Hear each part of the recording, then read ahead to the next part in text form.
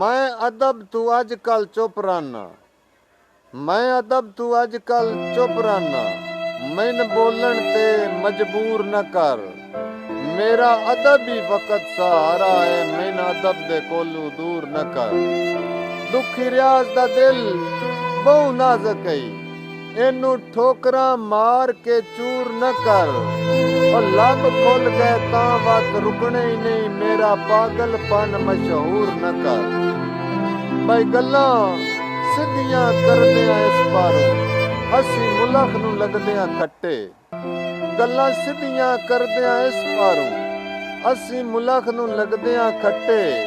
गल करके जेड़ा मुकर वञे ओदी नीयत च हुंदे न वट्टे। दुखी रियाज दा चन गल ओ करिए, जिस गल च कदर ना घटे।